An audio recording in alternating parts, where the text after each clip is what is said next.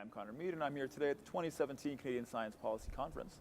And joining me today is Daryl Copeland, who has done basically everything in international science diplomacy. So I'll let him introduce himself and talk a brief summary of all of that great stuff. Thanks, Connor. Wonderful to see you again, and thanks for having me. I spent 30 years in the Canadian Foreign Service, postings abroad in Thailand, Ethiopia, New Zealand, Malaysia. Was the program director at the Canadian Institute of International Affairs, now the Canadian International Council, for 4 years from 95 to 99, and in 2011 left the then Foreign Affairs and International Trade Department and published a book called Guerilla Diplomacy about the future of diplomacy. And since then I've been working as an educator, an analyst, and a consultant, and have teaching gigs at the Diplomatic Academy of Vienna. I taught for 2 years at the then Monk Center. I've taught at Ottawa University, Otago University in New Zealand, the Diplomatic Academy of London in the UK, and lots of other places. And my focus in my research and teaching in recent years has been the exploration of the relationship between science and technology on one hand and diplomacy and international policy or international relations on the other. And I'm delighted to be here at the CSPC. I make it as often as I'm in the country and can attend. And I think that the numbers and the content of this year's conference have not only surpassed all previous CSPCs, but in terms of quality have been really surpassing. Fantastic. So this must be a very exciting time for you, because Canada really is demonstrating a lot of leadership in science policy. And I think that this year, one of our big topics of conversation is the potential for internationalization of our capacity and of our expertise in that field. So I wonder if you could speak to that. What are some of the opportunities we face, and what are some of the challenges involved in bringing our expertise to the international market? Thanks for that, Connor. In terms of looking at Canada's potential or its capacity to do science policy, it's significant. Among our universities, think tanks, research institutes, science-based departments and agencies, and elsewhere, we've got tremendous expertise. And it's on display domestically, but I would argue that internationally there's a bit of a gap, because Canada doesn't have an international science policy. We don't practice science diplomacy, and we have to date espoused our commitment to a range of issues which would require us to have a policy, and from the policy a plan, and from that plan a number of programs which would advance our objectives and underscore our values. But all three of those P's, policy, plan, programs, all three P's are conspicuous for their absence. And this is a problem for a number of reasons. One is our oft-repeated commitment to advancing the UN's 17 Sustainable Development Goals. A second is our Security Council candidacy, which we've announced for the 2020 elections to assume a seat were we to be successful in 2021. And a third is the declared commitment of the government to address issues like climate change, diminishing biodiversity, food and water insecurity, drought and desertification, environmental collapse, pandemic disease. And it strikes me that as a result of that hiatus between the declared intentions and the track record to date, a say-do gap is developing. And a say-do gap for governments is a worrisome, a troubling prospect, because if what you say and what you do are dissonant, then you risk plunging headlong into the say-do gap, thus undercutting your credibility and contributing to the likelihood that whatever it is you wish to achieve in the world won't be taken seriously. So it strikes me that if we are to deliver on the commitments that I just sketched, serious attention is going to have to be paid to coming up with the policy plans and programs which will make those commitments into reality rather than simply declaratory. Mm. Why is that a difficult proposition? Why is it that we are at risk of plunging into the say-do gap and losing our credibility? Well, one is that I think expectations have been raised given what Canadian political leaders have been saying about the issues in this area, these wicked science and technology-driven issues. And if you look beneath those challenges and threats, the new threat set, as it were, at what would be required to meaningfully make gains, we'll have to find a way to catalyze what is a very diffuse picture institutionally. I mentioned that we've got a lot of capacity in all of these diverse places. Universities, think tanks, science-based government departments, and so forth. What we lack, though a useful step forward was set out by the science minister in her address last night, is the ability to coordinate and integrate those otherwise diverse sources of action. And unless and until, and again, at the moment, our intent and the reality are in two different places. Unless and until we make good on building a better way to manage and administer our ability to address those vexing global issues, our performance is going to continue to suffer. So, thinking about these obstacles and thinking about the say-do gap and the gap between intent and reality, would you characterize it as a problem of intent, or might it be an inability to implement, difficulty with implementation? So I guess what I'm asking is, are we actually aligned on that these are important priorities and we're just failing to implement them? Or do we actually need to make a stronger case that these should be top priorities? Well, one of the problems is that these issues tend not to be salient politically at election time. Mm-hmm. Canadians aren't out there banging pots and pans and demanding action. Also, and I think this is not entirely surprising, out there in the polity among the Canadian population, priorities tend to be rather closer to the front door. Job security, income security, the cost of educating your kids, the fraying social safety net. If you're preoccupied with putting food on the table and providing for your kids, education, food, clothing, paying your mortgage, holding down your job, issues, complex, cross-cutting issues like climate change, or managing the global commons, or dealing with the challenges of governing outer space, cyberspace, and so on. These seem pretty far removed from what you might talk about at the dinner table. So I think that structurally that's a problem. It's not a problem unique to Canada, but it's not a problem that we can ignore when we're discussing the Canadian situation. A second obstacle, I would have to say, and I mentioned that the institutional capacity to draw together these many diverse elements that are going to have to align if we're going to have an international science policy and programs and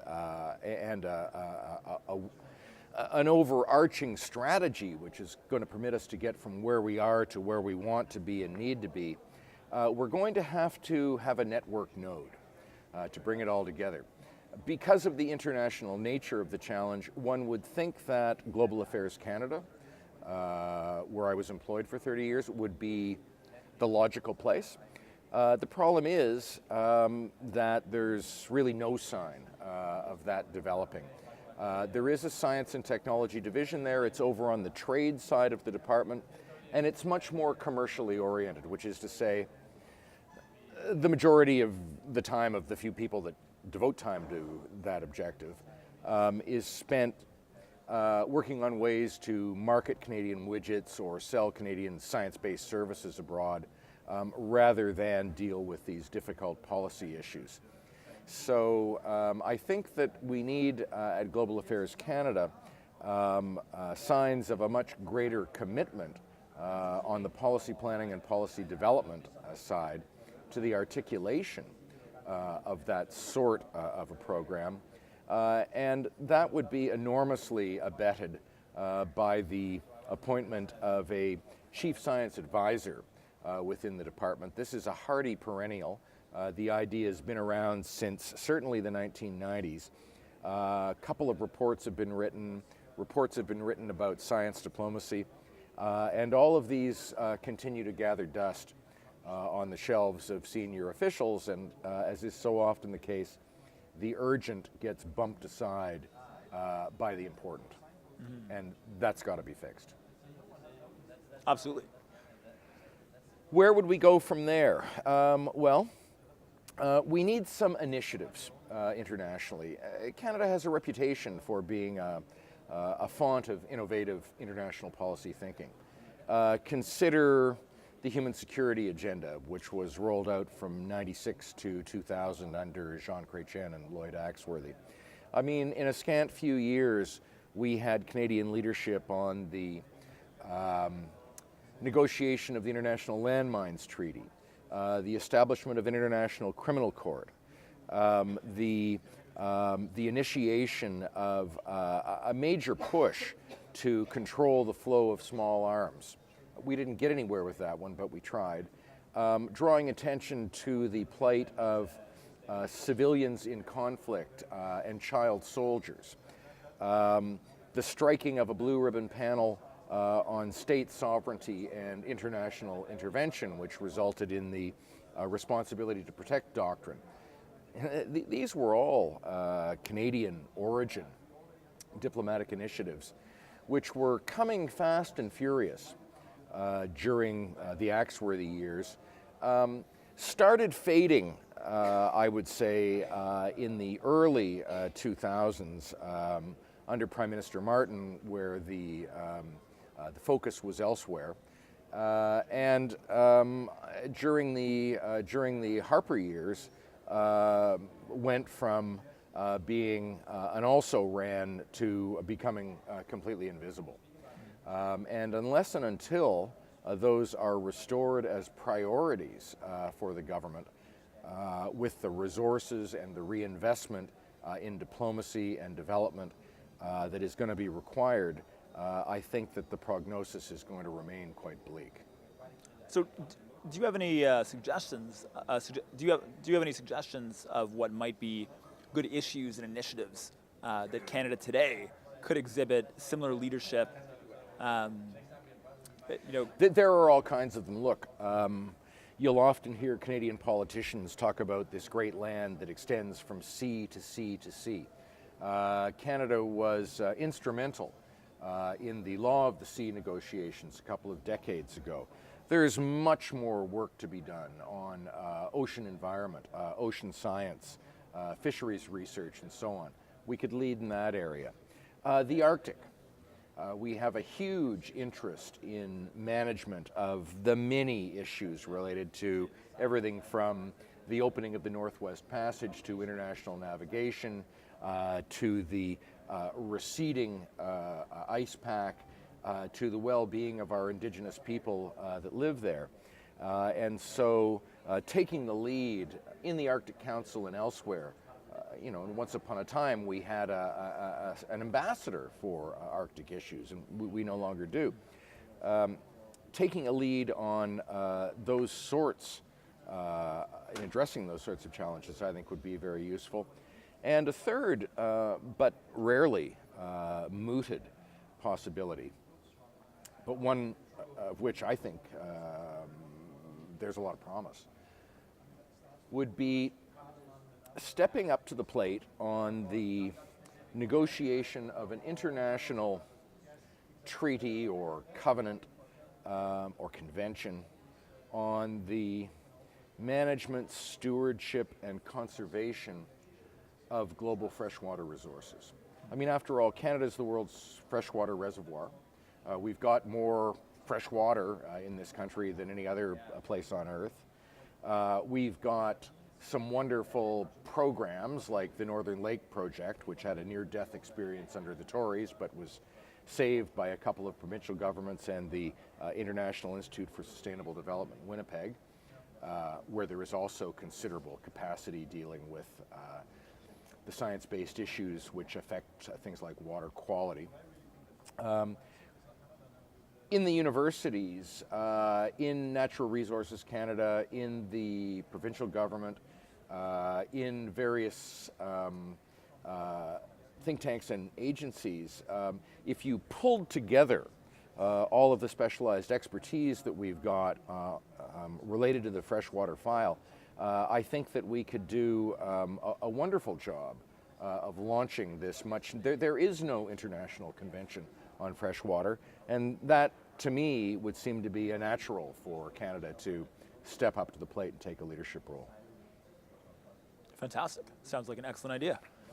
Well, one of many, but again, and keeping in mind the perils of the say-do gap, you've got to ensure that before you embark upon any kind of ambitious objectives, such as the Arctic or the oceans or freshwater custodianship, you've got to be certain that the resources required to deliver are there.